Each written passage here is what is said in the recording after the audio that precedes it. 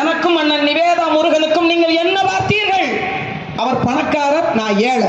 அவர் ஓட்டுக்கு பணம் கொடுத்தார், நான் கொடுக்கல. இதை தவிர ஒரே ஒரு தகுதி அவருக்கு இருந்தது, நான் வாக்கு செலுத்தினேன். சொல்லுங்க. எங்க அண்ணனையும் சும்மா சொல்லக்கூடாது.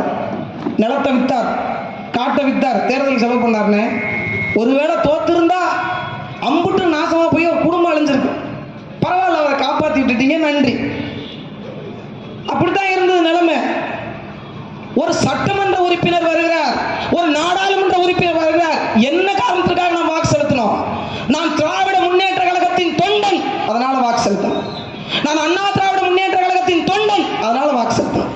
நான் பாரம்பரியமாக ரெட்டலையை சின்னமாக கொண்டிருந்தேன், அதனால வாக்கு செலுத்தினேன். நான் பாரம்பரியமாக உதயசூரியனை என்னோட சின்னமாக கொண்டிருந்தேன், அதனால வாக்கு செலுத்தினேன். இப்ப கூடுதலா பாரதிய ஜனதா கட்சி கேப்பாரற்று போய் ஈயம் பித்தளைக்கு பேரிச்சம்பளம் வாங்குற மாதிரி இதர பிற கட்சிகள் எல்லாம்